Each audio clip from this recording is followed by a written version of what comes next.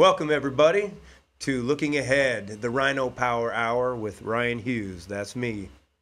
Last week when we talked about what is the future of this sport. In your eyes, what do you see as the sport of pro motocross continues to advance? Do you see that moving into electric motorcycles, or do you see that more as staying with the gasoline-style motorcycles? Well, I think that's a kind of a 3, 4, 5-headed question, I guess. So I guess if you're going to talk, if you're going to talk about gasoline and electric, well, Formula One is coming out with a new engine in 26. Okay. But already their engine after that, they're already talking about upping the volume. Okay, so you're not going to get anybody to be wooed by a E-car coming by, a Formula E car going by. Do they go fast? Are they performing? Yes. Are they good racing? Everything, yes. But you can't take away the sound. And that first expression somebody has or reaction somebody has to when a Formula One car goes by, first time they hear it is like, oh my God. And now they're hooked. You Yep. get what I'm saying? So you take away that noise, you're going to take away kind of the fans of that. So does electric motorcycles belong in motocross? 100%, because it brings in a new avenue. It brings in a whole nother side. It brings in new jobs, brings in riders, brings in sponsors, brings in all that. And again, to me, it just needs to have its own arena. Don't bring electric in with engine, because I feel it's dangerous. I'm always listening to a motorcycle next to me, and if I can't hear anything, well, then I shoot to the left, and that motorcycle's there, we got a problem.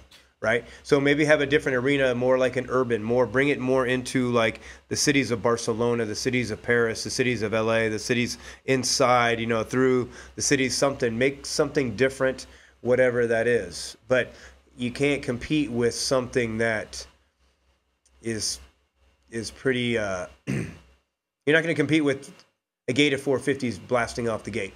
Yeah. You know what I mean? So I went to Paula and I took somebody, for the first time, where I go, here, let's stand by the gate. Okay. And right when the bikes took off, that person was like, oh, whoa, because all of them take off at the same time. So, is that sound a bit annoying after a while? Yeah, I mean, I get it. So that's where electric can come in, but they can't compete with each other. They belong in the same avenue or the same arena, but they belong in different avenues, if that makes sense. Okay. Because, we are approaching a time right now, especially in the transition of the sport and the transition in our state, in our country, where the government's coming after and obviously limiting more of our outside land, limiting more of our availability to public lands and public resources. And they're also pushing this big environmental issue.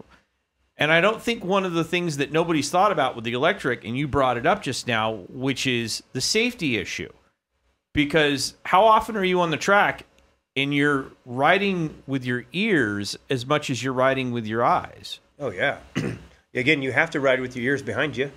You cannot turn around. Any other sport, you can turn around, so to speak. Formula One, all this, they have mirrors. Maybe MotoGP, of course you can. Again, they're going off sound too, right? If I can tell when I brake and that person brakes. Yep. Right? I can tell when that person gets the gas, I get on the gas, whatever it is. So then you know that. So again, I just find it a little bit dangerous. And why? Why change it? Like I say, that's the thing is, again, before we talked last time about everything needs to be changed. We have to change. No. How about we just fine tune? Yep. Okay? We don't need to change everything into electric. It's going electric. No, it can go both roads. But let's fine tune it so then both roads, succeed, right? The apple tree doesn't, if it's struggling, doesn't want to be an orange tree. It just fine tunes itself.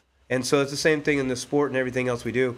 Instead of saying it's changing into this and it needs to stay this, well, how about we welcome both and we fine tune both roads. So now everybody's succeeding and everybody's getting, what they want. They're having, entertainment. They're having a job.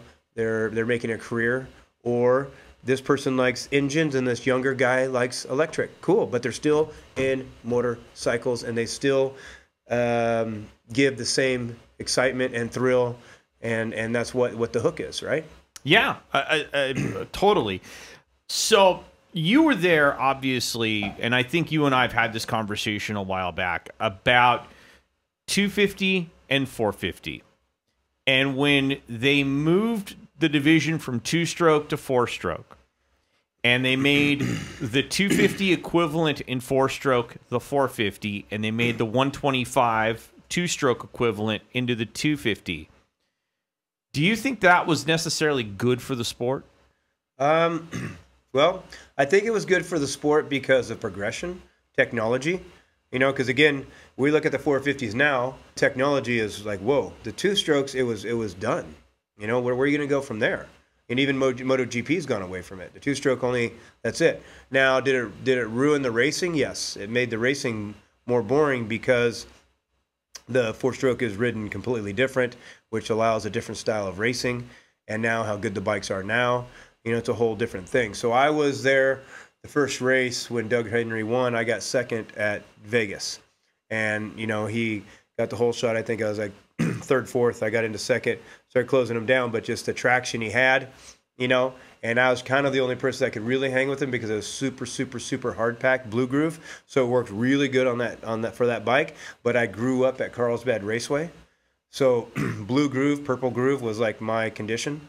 So I could ride really good in that. So, but he had an advantage in that four-stroke. As you know now, technology progressed it to where it is. Two strokes would have never progressed any farther. So, yeah, it needs to be that. But the racing side now is a little bit boring because you can make mistakes and still stay ahead.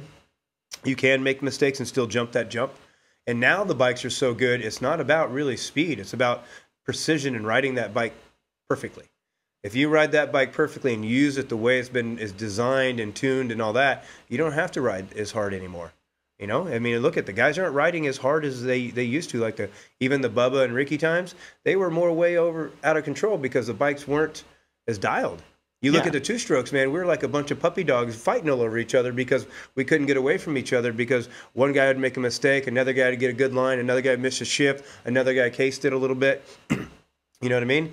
And so that's where I think racing is getting a little bit more F1-ish because of the technology and how you go about your riding. These top guys are riding very smooth and very calculated now to go fast and not just hammering it to go fast. So do you think that was better for the sport back in the two-stroke times versus the four-stroke times? The racing? Yeah. Yeah, go watch the 1990 Supercross. It's a completely different thing. You know, a completely different thing. Much more exciting race. Way more exciting. Way more passing, way more block passing, way more ramming. Because, again, I could come into a corner when someone's doing 10 miles an hour and ram them. Yeah, it's a little bit hard to ram someone who's doing 30. Yeah. You get what I'm saying? And we could make passes because we would make mistakes on the rhythm sections. You know, the 450s and stuff like that, they can just give it another blip of the gas and they just jump right over it. So I think that's a little bit, you know, is you had to be more precise back in the 90s with your, I guess, approach. You have to be very precise now because of the speeds, right? But it's like, okay, right, you know, you don't really have to think about it much because the bike has so much. In our days, it was like, okay, you know, I hope I can get over this. Right? The obstacles were definitely more of a challenge. Yeah, so there was more crashes, more mistakes. So that's what you're not seeing in Supercross. You're not seeing as many crashes or mistakes, so to speak, because the bikes can get over stuff. Now, the speeds is what caused it to be very dangerous now because it's only getting faster and faster and faster because the bikes' technologies are going faster, bigger, better and better, and that's where we got to start looking at this and putting a cap on stuff or we're not going to have any racing because the factory bikes are just so much better now that you know, the standard bike, it's almost like, you know, I mean, if this sport could really transform to have, unfortunately, you know, six factories that we have, and everybody has two factory bikes, and that feels the field. Well, I talked to Derek. Just like, you know, just like MotoGP. Yeah. Just like Formula One. You know, you don't go there on the weekend and qualify. No. This is set in stone. It's done. Right? I talked to Derek Kelly about this when he was with Gas. He was saying that when you open up the cases of one of those factory KTMs versus what they're riding, two completely different motorcycles. Oh yeah, completely. When I first rode factory back in '96, I got on the 250 two-stroke, and I couldn't believe it. The vibration, what vibration? The torque, like the power, just like you hit a bump, this factory suspension, the harder you hit it, the better it works. Yep. You know, I was blown away. So there's such an advantage, and now even more, but not like anybody could beat Jet. I'm just saying that you're starting to see so much more gaps now. Yeah. And so how do we bring that together? Because that's not making good racing where only two guys are battling. You know, we need to have the whole field. And again, that's what MotoGP is always trying to do. Okay, we got to bring this back together. Smaller engines, this and that, less fairing. Formula One's always thinking about battling and racing. Well, we got to think about the same, you know? Unfortunately, the system is only focused on money from what they're making, so they're not really focused on the racing, right? We need to make sure the racing is still good too. So if we have to maybe cut down on power or cut down on technology of the factories, you know, again, they only get 3 days a week to test. Hey, this is what Formula One does. This is what MotoGP does. You know what I mean? If you want to, you got to start doing these things to maybe stop, to bring the racing together a little bit more. Or you do it like MotoGP and Formula One, where you have 6 teams, 2 riders on each, and that fills the field. There's 24 riders, done. That's all you get. Nobody qualifies. You know, we have to have another series for everybody else, right? Yeah. That's what I'm getting at, because, you know, because what really, I don't know. I mean, you know, what's somebody really going to get out of the sport except, you know, the feeling, the experience, all that, if you're going 30th in nationals. You know what I'm saying? I get you made a national into this and this and the drive and the work ethic and that. I understand all that. But now when you put those boots up and this and that, what is it really for? You know what I mean? Is anybody really looking at 30th? And again, I'm not being a dick. I race this stuff. So yeah. I'm just trying to, I'm looking forward. What, you know, how do we, is there a way? Is there something that this guy's not even getting recognized? He's making $300. How about we take a real quick break, and we will be back with Ryan Hughes, and we will talk about what it is that needs to be a limiting factor within motocross for the future. Sounds good. Sounds good. Play some music. All right, welcome back with myself, Ryan Hughes. Looking forward, the Ryno Power Hour. So let's get some calls. Let's hear you guys. But until then, we're going to continue our discussion. Okay. So we were talking about the progression of the sport, electric, and how the electric motorcycles have kind of come into the sport. But then, obviously, you have that transition that we saw in the late 90s, early 2000s with the four-strokes versus the two-strokes, and how the 450 motorcycles have gotten, I would say, a little too powerful. And this is where you and I had this conversation at Palo one day. I think we were talking about this very conversation where, was it right to do a 450 class, or should they have done a 350 class? Well, I mean, I guess, nobody knew in the past of what would happen. Do I feel the 450? Okay, a 450 for the top rider? Yeah, awesome. Yeah, because they're so good, they can handle it. They can probably even handle more power. But most of the guys don't ask for more power; they just fine tune the power. So now, how many people can ride that bike at that level, that type of bike? Well, now you start to limit that field. You start to make it smaller of how many people can. Right? Okay. So now a smaller bike, well, more people can ride that bike at its highest, at its potential. Okay. Right. But a bigger bike, faster bike, well, again, that starts to get narrowed down. So again, would I think that a smaller bike would be better at 350? I would think it'd be a little bit better for racing, but I'm talking more of the average person, the kid coming into the sport. Like all of a sudden you have to get a 450, or just because you're too big or you're 6 foot, you got to get a 450. But you're with power that you have no business controlling. So that's a whole nother discussion about this other side of our sport, because again, MotoGP, nobody rides MotoGP bikes. Formula One, nobody drives Formula One cars.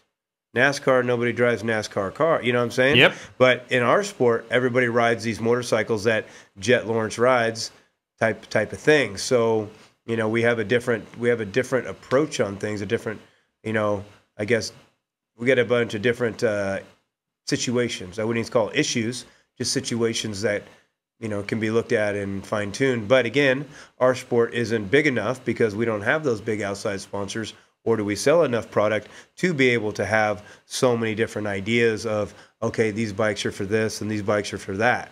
So we're kind of somewhere stuck in a little bit of a limbo of what we can do, So when we go back in time for a second, let's talk about going back in time for a minute here with the works bikes. Yeah. The two strokes of yesteryear, the old RC class where Honda had the RC 250 and the RC 500.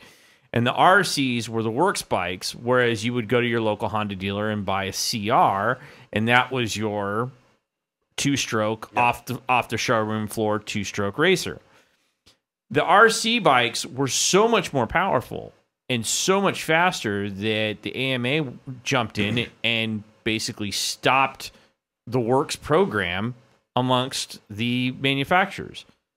Is that what kind of you're talking about here? Is they should probably bring back that works element? Well, the thing is that the Honda had a works bike, and it was so much better than anybody else's works bike. There was just head and shoulders above. Like Yamaha had a few things, Kawasaki, but it was still a little bit more production based. Okay. Honda just came up with something just way beyond. And I don't see that that's not a bad road to go down just because we could see technology. But again, man, it's just like such a weird place because we don't want the riders to go faster.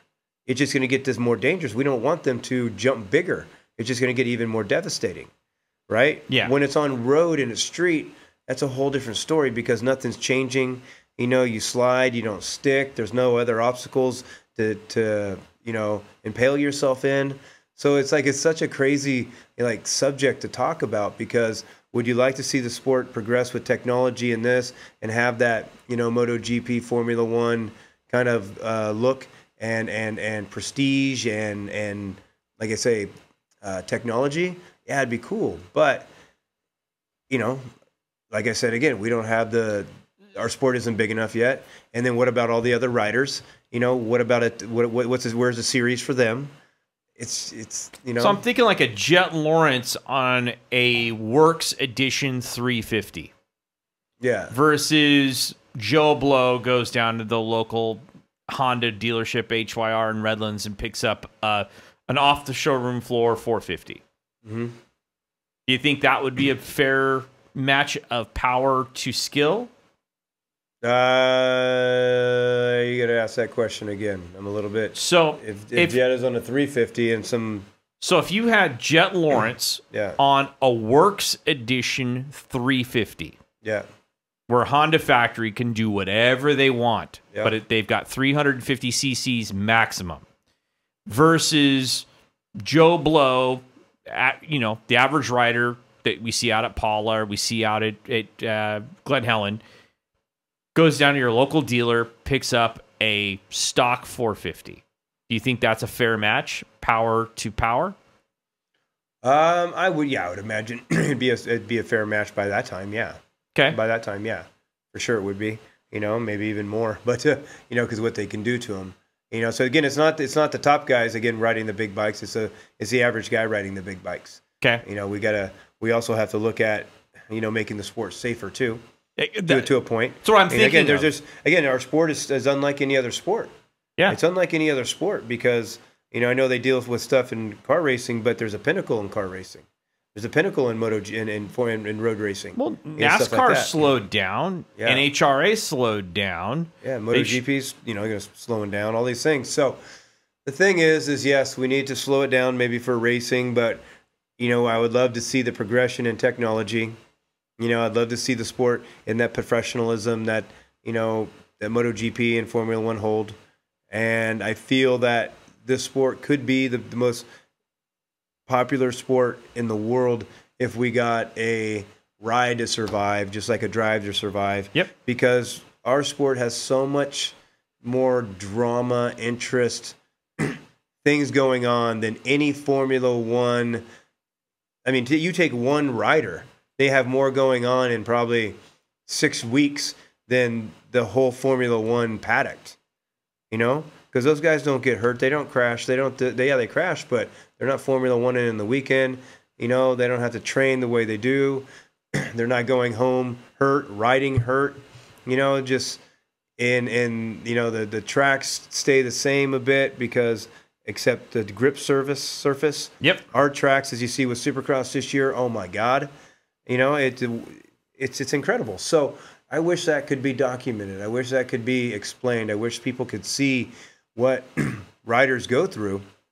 Then you would get a whole different fan base. Then that could bring in a lot more outside sponsor.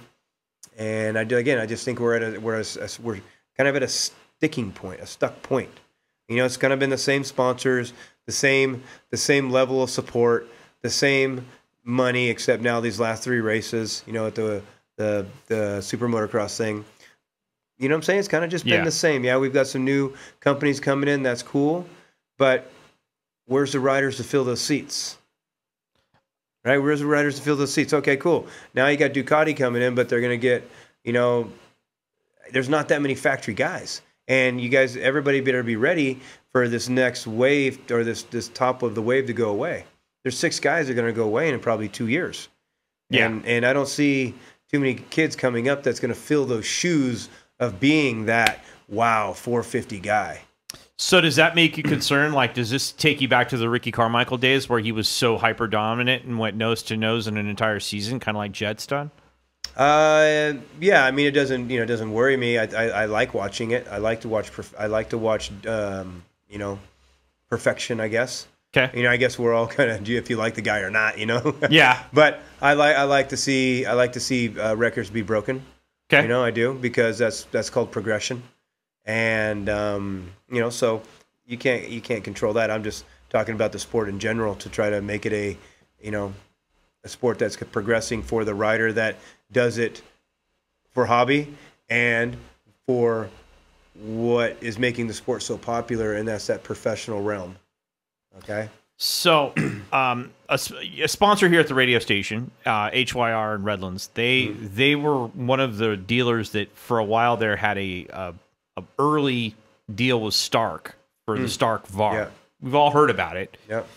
That motorcycle puts out 80 horsepower. Yeah. That's kind of one thing that we needed to talk about in this whole safety issue. These electric motorcycles, 80 horsepower. I mean, a CR500, I think, was the fastest one ever made. I think put out like 72. Yeah. Yeah. I mean, that's completely dangerous when you don't have a clutch to slow it down, to stop it, all these things. I feel that's completely dangerous because of, anybody can buy it. Anybody can buy it. Now, anybody can ride it anywhere because it's electric. Now you got an 80 horsepower thing on it when nobody's ever ridden a motorcycle, and there's cars, buildings, bridges, and cliffs and all this shit around. I mean, you know what I mean? Oh. I mean, it can be dangerous. So I don't think that sometimes people think about the average person. They're only thinking about what the top guy can do on it. But that average person is so below a top guy in skill, reaction, initiation, instinct that, just like today, I'm coming here and these two cars collide, and this car just collides and just pins it. Whoa! Hits 2 more cars, goes into this car, and I'm like, you just hit somebody, but it panicked and just went crazy and hit 3 more cars that it didn't need to hit. Of course, it was a Tesla, Whiskey throttle. It was a Tesla, of course, those drivers. But it's kind of the same thing. It's just if people don't know what they're doing, that's when it gets dangerous. So, again, you got to look at both sides of the sport because, yes, people are riding street bikes and stuff like that, but it's not the same bike as MotoGP. No. And nobody's doing Formula One and all these things. And also, if you do road racing, you have to go to a closed course at certain times, at certain days, at certain this. Motocross, you can do anywhere. You can do anywhere. So there's a lot more, variables. Kind of almost wild west in our sport. There's so much more wild west in our sport. It's probably the most wild west sport there is, right? 100%. So, yeah. 100%. So, being those 80 horsepower motorcycles are out there, do you think it would be wise for if the AMA creates a Eclass, they should limit them because you can cut the power down on those? Like on a Stark, you could cut it down with the app on the phone? Yeah, I mean, you could do that in the amateur classes if they got that much riders. Is you could have a Stark bike that's a 60 horsepower, 30 horsepower, 80 horsepower. For the top guys, there should be a series someday because it looks like Honda's coming out. They have one in actually Bogle was on my track the other day riding it. Okay. And he's doing a championship, I think, in France, I think. Okay. Yeah. And Honda has theirs, KTM's coming out with theirs, whatever it is. So yes, there's an arena for that, but there's no reason to cut the power if these are the top guys in the world. Okay. Let's see what it can do, I guess, All right. But for the average person, that's the biggest thing, is just the average person. Yeah. The safety of the average because person. again, a lot of average people haven't bought this thing yet. So you bring up tracks, and something else that's unique to this sport, unlike any of the other forms of racing that you mentioned. The other forms of racing that you mentioned all have sanctioned tracks that are locked and sanctioned. You have to be at a certain caliber of driver. You have to have a special license. You have to be basically vetted through NASCAR, through IndyCar, through Formula One. They have a vetting program to control the riders. Mm-hmm. Yet, I can go out to Glen Helen and run into Bogle, or I can go out to Glen Helen and run into Roxon, or even Eli, or Jet. If the team is in town and Jet says, I want to go to Glen Helen to train, he can call Lori up, show up HRC, and ride Glen Helen. What does that make you think? Well, I think it's, there's a couple different factors there. Yes, is, I grew up with it. I grew up, riding at all these local tracks I grew up riding here before local tracks were here. And then the local tracks came, and then you had to start riding with everybody. So that was a different thing. That way, yes, is it dangerous? But, unfortunately, the way it is it's their track just as much as your track. And so now comparing that to the other side, one, I don't think we're going as fast. Okay. I know we're not going as fast, meaning, if you go out to Willow or you go to this, they're doing 160, 180. To that. When you crash somebody, they're dead. It's massive. Okay. We're doing sometimes 10, 5, 30 miles an hour, a little different. So we can have some maybe wiggle room that way. You crash one of those cars, one of those bikes, whatever, you're a couple $100,000. You crash on a motorcycle, dirt bike, well, that's what's cool. You can pick the damn thing up and get going because nothing bent, or you just bend it back a little bit. That's what's cool about our sport, you know what I mean? Is that you can crash and keep going. These other racing forms, you crash, you're done. Okay. Even just a small crash, right? Aerodynamics, this. Oh, yeah. You're done. That's what's cool about motocross. Did it teach you how to deal with traffic and congestion better on the racetrack when you had to ride with all of the general public at the local track? I would say so for sure, because you learned how to read people. You learned how to read motors. Kind of like when I was behind people, I knew what they were going to do before they did it because their bike did this. It went this way, so I know it's happening next. So then I would go the other way, or where their body's leaning, I'd go the other way. So I was a really good passer when I raced. Okay. Really good passer, but it's because I continually pass people, everywhere, every track you go to, you're continually passing, setting up, analyzing, this and that, you get used to it. So that, does it make anybody a better passer now? No, I wouldn't say that. Maybe I would say for amateur riders, yes. For amateur riders, it's good because they got to learn to pass.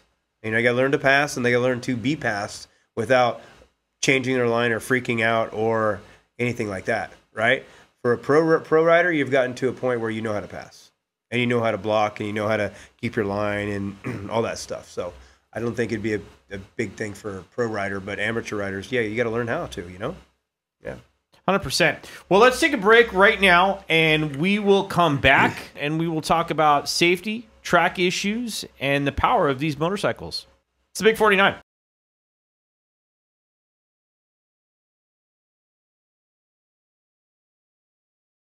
And we're back again.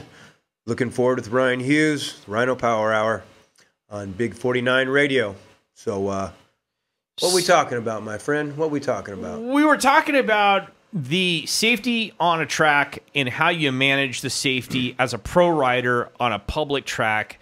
And this is the only sport where I can go to a track, a public track, and I will bump into a Eli Tomac, or I'll bump into a Jet Lawrence, which is the highest of the highest in this sport.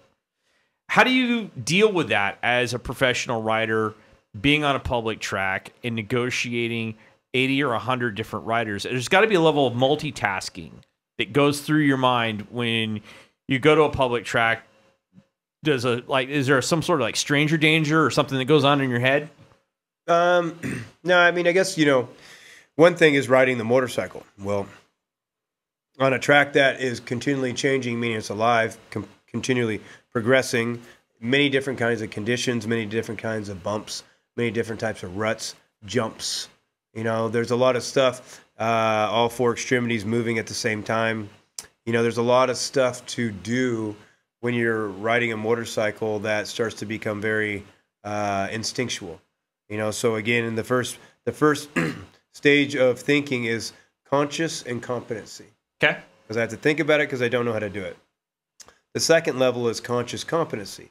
I have to think about it, but I kind of know how to do it. The third level is subconscious competency. I don't have to think about it because I've done it so many times. You know what I mean? That's when that instinct, that's when initiation starts coming in. And so when you're on a motorcycle and you're doing these things, well, after a while, these controls are your kind of like your tools, your hands, your feet. You're controlling the motorcycle with these things, the throttle, clutch, brake, all that stuff. I can get it to turn, I can pop it, I can this, I can that, slow it down. You can do anything with it. But then you have to also make sure you are feeling what's happening at the moment, because motocross is happening too fast for a thought to happen and how much the track is changing. But then you always have to be ahead of yourself too by planning. I wanted to go out here to come over here because I need to hit that rut over there. Right? So then I got to put my attention back to making sure I make this happen, that happen, to make what my final destination is going through this rut properly. Does that make sense? 100%. So all this stuff is happening while I'm focusing on what's happening now, but also planning my next move a little bit and really trying to forget what just happened. Okay. Like a mistake and almost a crash. I got past, whatever it is, boom, that has to be out. You have to have a very bad memory to be a good racer. You can't bring the past into the present. So 1, controlling the motorcycle, boom, boom, boom. 2, reading the track. 3, being present and also being in the future, Okay. And trying to get that, so that starts to come very instinctually for a top guy. So when it's riding with so many riders, you're going to go as fast as you can, as the track allows, as the conditions allow. Now, when the track is open and fast and, you got good places to pass people, well, you're going to go, 100%. But if you're coming into a corner and there's 3 guys in there, all right, you'll take your time and just go around the outside, or, maybe wait a corner to get by them, right? Yep. You're not going to be in that race mode, rush mode, because you can't. So you have to have that, you kind of have to have that balance there. Is, okay, the track's allowing me in this section, this part, to be race speed. Well, now I just came up on 3 vets and a 80 rider. Well, hey, respect, man. Okay, come on, guys. All right, cool. Rum, maybe a little rev to get out of the way. Then you go again. So that's kind of how it's worked, But, sometimes we do hit together because things come together. And it's nobody's fault. It's just 2 lines hit, and usually the pro gets the bad hit, or gets the kind of the shit in the stick by being blamed. But you're never gonna bump a pro out of the way when you're an amateur, so to speak. The top guy will always kind of win in this, because if I know I'm bumping into somebody without, when it happening kind of like instantly, then I know what to do with my body. My body will go towards his bike. Yep. You know what I mean? And it just happens instinctly, with instinct, and he falls down, but it's just like, well, I just knew what to do, right? You knew how to fall. Yeah, but maybe, no, I didn't know how to fall. I knew what to do crash. So I wouldn't crash. Yeah. Right? And they didn't, so they hit and they fall down, and, oh, you're riding aggressive or this or that. Well, it's just kind of just hitting the 2 spots when you have 2 different levels of riders. You know what I mean? And again, it's more of the amateur's fault, because a pro can put the wheel in the same spot for 35 minutes straight. So, again, it's just you have to put both hands up and say, hey, this is a day we picked that we both rode together on a track that doesn't separate, classes, and that's just what it is, man. So speaking of that, I know your audience wants to get a little bit of red meat. They want to know a little bit of the inside and what the thinking is on the inside of the pro motocross level. And because we've been talking about bumping bars, let's talk about two riders in particular and your perspective on them as individuals, but also as riders, Justin Barcia and Jason Anderson. They are notoriously aggressive on the track. They've both been fined by the AMA on various occasions for doing various aggressive behaviors on the track. Both of them, by the way, at least to me personally, I've always had great relationships with both of them. I think Justin's one of the funniest guys I've ever run across in my life. But what is your perspective on that when you see that behavior on the track? Well, I guess what Jason's done all year, I don't really see the reason to being fined, because you bump into somebody, because you block somebody, because somebody grabbed your helmet and you reacted to it after you get off the track with your heart rates at 200, in a complete just warrior mind state, and you're going to expect this guy not to have anything. The fines were for kind of for nothing. Now, Barcia, both of the guys are great, Yeah. I have friendships with them, talk to them, always say hi to them, this and that. Barcia's an aggressive guy. He's like me. But there's been some things that were just a little bit like, whoa, bro. That's a little bit too much, That's a little bit too much. So that's the difference, is that when, you go in there front wheel first, that's a different story. When you come in, slide, boom, maybe you block a little bit, take the person's line, okay? After the race, you guys have some words and a little bit of hustle shuffle. Cool, man. I'd rather see that than, oh, yeah, good race, man. You T-boned me. Good job. No, that's not, in NASCAR, you don't want fights, but, fans want to see tension. Fans want to see passion. Fans want to see, a love for their own, for that sport that person's doing. It really, really true. And it happens in every sport. So the toughest sport in the world, trying to make it like the cleanest or squeakiest is kind of strange to me. We don't need to be WWE and all that stuff or thing, but just allow some rubbing to be racing and allow the guys to work it out, not in fighting, but man, you can't tell somebody to come off the track at heart rates like that after a race that long and not have any emotion. Come on. So when you're training Austin Fortner, yep. Okay, what do you tell Austin, or what do you tell any of the other riders you've trained on etiquette on the track, behavior? Behavior. Well, I don't really talk about behavior. I talk about what they're going to do as their coach. Yeah, as their coach. Behavior on the track is what they're going to do. You're going to ride smooth, you're going to ride smart, you're going to ride clean, and that equals fast. You're not going to break the three rules. You're not going to break form, you're not going to break concentration, and and you're going to make sure you're having fun. Type of things like that. Now, because I can't go, if someone hits you and somebody, no, it is what it is. It's just, somebody hits you. Well, how did that person hit you? Was it intentionally? Was it on accident? Was it by the front wheel? Was it, was he faster than you, whatever it was? But then you have to kind of take your own decision on what you want to give back. Again, if someone bumps into you, there's no reason except to maybe give them a little rubbing back or pass them clean and get out of there, right? If someone blocks you, well, you were just a little bit slower. Hit the brakes. If someone T-bones you, well, now we got maybe a different story. Got it. Hey, sometimes you got repay. And if it's very, very, very dirty, I'll get you on the track. If you can't get him on the track, then get him in the pits. You got to beat his ass sometime, somewhere. And because again, once somebody does it to you too many times, then you start to become it just happens. And that's back in my day, like LaRocco would, if you bump in LaRocco, just get ready for the next corner. He's ramming you, instantly. So nobody really did that to LaRocco because they knew, and they knew also with me is that they didn't really rub me hard because they knew what was coming right back at them. So you start to learn your riders too, and stuff like that. It's like, say, you don't see people stuff Barcia much. No, because they know what's coming right after. Of you know, course. but they'll they'll go right up, they'll stuff maybe let's say a Hunter Lawrence, Okay. because he's not that type of guy, or he hasn't done something like that for people to go, yeah, maybe I should think about that one. It's funny that you're mentioning this because I remember back in Jet Lawrence's early 250 career, another rider that we're pretty close with is Michael Mosiman. Yeah. And Michael's a taller guy. He's more substantial, taller guy. And he was riding with Husqvarna at the time. And Jet had just got on with Honda. And he was getting aggressive with Michael at a Supercross. I believe it was in Utah.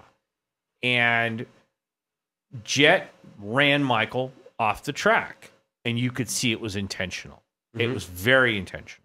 2 laps later, Michael did exactly what you would do. He stood his ground. And that was the only time I've seen Jet, like in that period, he got some humble pie. He got some serious humble pie on that. He was like, whoa, I'm not going to. So I see your point as far as. Yeah, it's everybody has their, it's kind of like, if you give this, I give that. So like eye for an eye, really. I think 100%. That's kind of with everybody. It's everybody in the track that's like, if they get passed, they knew they got passed. If they got bumped, they knew, hey, I deserve that right there. You know what I mean? Or hey, man, there's really nowhere to pass. But when you're starting to T-bone and completely cut people off or cross in the air or whatever these different things are, well, now you start getting dangerous, and then that brings out a different side of you, I would imagine. This is the Ryno Hour of Power is what you're calling this? Ryno Power Hour. Ryno Power Hour. Right. Ryno Power Hour / Looking Forward with Ryan Hughes. This is your like debut radio show. Yeah, just like I say, it's something different to do, and if I wanted to do something new, well, kind of dumb trying to start from scratch. You know what I mean? Okay. Trying to start from scratch. It's like, holy shit. So if I can get somebody that has a wealth of knowledge and the equipment and already a road and this and that, well, I feel I can climb to the mountain much quicker with that than just trying to start my own thing and not knowing what the hell I'm doing, Well, Big 49 definitely has a cool set of tools. Yeah, they got a good, nice set of tools. Yeah, I like that. We've got a cool set of tools. Your dad has a cool set of tools. Man. I can fix anything. I can fix anything. Fast Times at Ridgemont High, eh? It's one of my favorite movies of all time. Yeah, exactly. One of my favorite movies, and I know we're supposed to be looking forward, but when I look backwards at that one and I go, Mr. Hand, Well, I mean, maybe they should make movies like that now. Some a little more comedy, a little bit more, little more story based. Yeah, movies nowadays. I don't even know if I can watch a movie. It's funny you mention that. It's just like the topics are terrible, the storylines are terrible, the scenes are so quick it almost makes you sick. The special effects are so much it almost makes you dizzy. It's what I'm saying. It's like that's why I think almost like Yellowstone was so popular because great it just show. Because it was just simple again. That was great. It had a storyline. There wasn't a bunch of special effects and quick scenes and all this stuff, and it was just the story was simple kind of type of thing, even though it was a crazy thing. But yeah, I'm not like a huge Kevin Costner fan, but that show had me locked. Every single week watching Yellowstone. Yeah, that one 1923 was good. 1889 was good. Yeah, it's good, man. I like watching those shows. I really like shows that have a story. Kind of almost like Western. Like even Dances with the Wolves. Okay. Another Kevin Costner. Just not because Kevin Costner, but just stuff like that. It's really Tombstone, shit like that. You see, I'm a Western guy too. Yeah. I love Westerns as well. My favorite movie is Dazed and Confused. I love Dazed and Confused. I love Fast Times at Ridgemont High. I loved, even the John Hughes films like Weird Science and 16 Candles. And 16 Candles, Ferris Bueller's Day Off. Those were all relatable as humans. You could watch those films and go, oh man, these are great movies. And now it's the high school killer or the high school rapist or the high it's like you got to have something sinister to get somebody to watch a movie or anything nowadays. So it's a bit strange. Is it not difficult enough to go to the motocross track on weekends and just try to find your line and try to, you know, have a few good laps to make it super difficult and talk about people killing me at high school? Yeah. Yeah, I know. Does have a movie that just, it's about high school? Yeah. Yeah, that'd be strange. Yeah. So, speaking of high school for a second, at what age did you start riding? What actual age? I started riding probably when I was like 5 years old, I think. 5? Yeah, okay. just MR50 or whatever, 5, 6 years old, just for fun. Okay. Nothing crazy, just, because we had property, I think. Yeah. At what age did you decide you're going to take it seriously? I think probably I started when I was 11, probably 13. 13? Yeah, I was like, no, I'm going to be a professional. You know, I mean, I kind of knew that from the get. And not I knew it, but just like it hooked me so much that I couldn't think about not being a professional. What was your mindset? I don't know. I couldn't say mindset because there wasn't anything to study. There wasn't anything to learn. There was nobody teaching it, so to speak. You know, it was a different era then. Now there's so many coaches and different things like that. So you did it on your own. You guessed. You know, you kind of just shot darts in the dark a little bit. And so I just rode when I could, and then, you know, this and that. There wasn't really a mindset. I loved to do it. You know, I love to go fast. That's the thing. I just love to go fast. And I love that edge, that razor edge is that silences me. So that was the biggest thing. And then I was actually really good at it very quickly, you know, and it's an aggressive sport and I'm an aggressive person. So just, like I say, man, it just hooked me. 40 years later, I'm still talking about it and doing it. So I'm not riding it, but, you know, in the sport. So I'm thinking in terms of a young rider, when you've got a kid who's 10, 11, 12, 13, and they're looking up for some level of inspiration. They're looking for something for guidance. They're looking to Ryan Hughes. Yeah. They're looking to a guy like you. They're looking to a Austin Forkner. They're looking at an Adam Cianciarulo. Okay.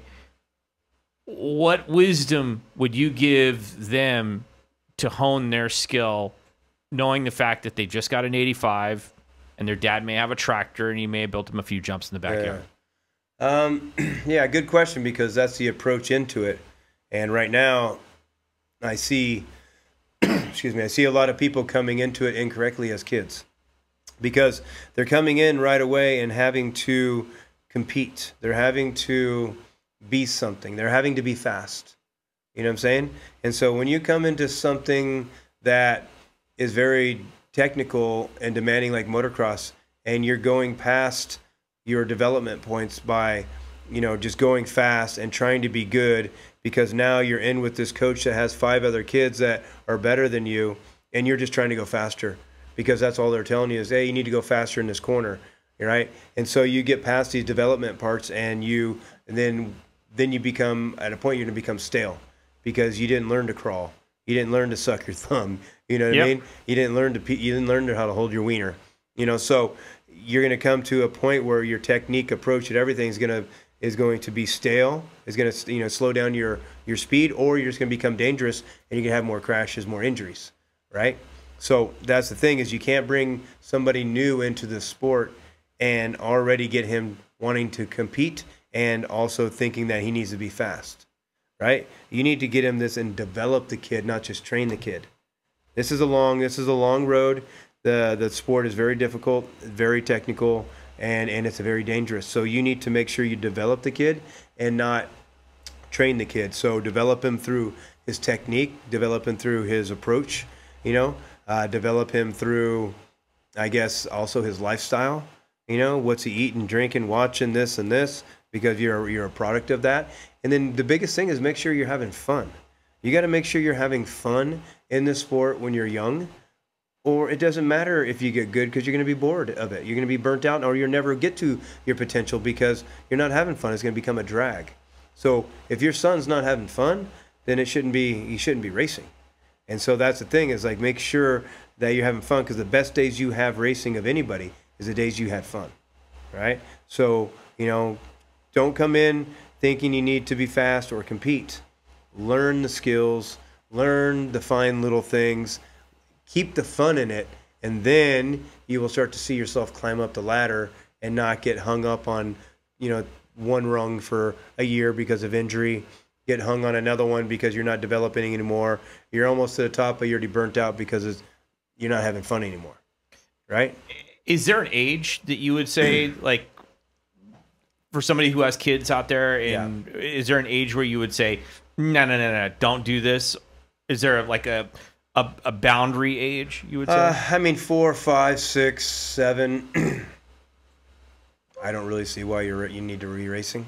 Okay. Why? These are little kids, man.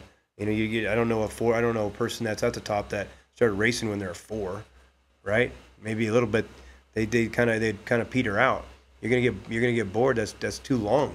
Yeah. They never were even a kid. They never were a junior high kid. They never were a high school kid. They're never anything. You know what I mean? So, I think, if you're racing by, if you're racing by 10. Okay. At 10, you turn pro at 16. You can turn pro at 16. That gives you 10. That gives you 6 good solid years. You've already been riding before. Maybe a little bit. Okay, maybe 8. Okay, whatever it is. But you give yourself a good 10 years of progression. But I guess I don't know why it would take that long. I really don't know why it would take that long to get that good. At doing it if you did it right and you really kids were are quick passionate studies about too. it. Yeah. So, I know myself and Jeremy, we came in really quick. It's almost the same time. Myself and McGrath. Yep. I started in 84. I think he started in 85 or whatever. And we were already 125, 250 pro in 88. Intermediate, man, we just went boom, boom. 1.5 a year, I think, in novice, 1 year in intermediate, then we're straight to pro. And we're winning, winning everything. We go to the nationals, get top 5, get Supercross first year amateur. So that's a gift. That's a natural gift as well. Yeah, it is. It is a natural gift. It really is. It's just being able to master something like that, or be able to become one with something like that. I've never looked at myself as being a real naturally talented rider, but I had such a natural gift to ride a motorcycle fast. I could just jump on anything, any bike. I can figure it out instantly. And so that's a kind of a Did you notice gift. a difference in the quality of bike, obviously, from when you were a kid and you just had whatever they had on the showroom floor, from the time that you walked into a factory team and all of a sudden they hand you a factory bike? Yeah, of course, as it went so fast, so that we never even really checked SAG until I almost got pro, And so with that, so again, going up the ranks, you're going to see the progression go. Okay, had my bike was 2 years old in the beginning. Then I got a new stock bike. Then I rode stock bikes for best because that was my dad. They wouldn't spend $1 million on development for the best. Stock wasn't best. Okay, Dad. Stock was best, so we had stock bike. So we had that, and then of course, you get this sponsor, you get Pro Circuit, you get this, then you get on the Pro Circuit team. So it wasn't like, okay, stock to factory. It was a slow progression up of different technology and sponsors that allowed you to have better bikes and things. Okay, that makes sense. Yeah. So. Well, this has been a great show, and I know one of the things that you like to do a lot is you like music. Yeah, music is good. That's what I was kind of excited about doing, is a radio show that I could, throw in a couple of my songs here and there, Damn it. Yeah. So what actually would you like to close the show out tonight with? Today. What am I feeling today? Let's say. What's a goodie? By the way, this is legit when Ryan is actually just pulling a song from the top of his head, and we have it here at Big 49. Let's go with Metallica. Ooh. Enter Sandman. Okay. Enter Sandman, Metallica. Yeah. Easy. Done deal. There you go. All right. Same bad time, same bad channel. Yep. Or same Ryan channel, I guess. Same whatever channel. Yeah. We're gonna fine tune this shit. So we'll get it. All right, and if you want to call in next week, you can call in. And what's your number? Well, you can call in to Big 49 phones are 866-492-4444. 4449. Call it in. Let's talk. Okay. Ask some questions, and let's all connect. All right. It's the Big 49.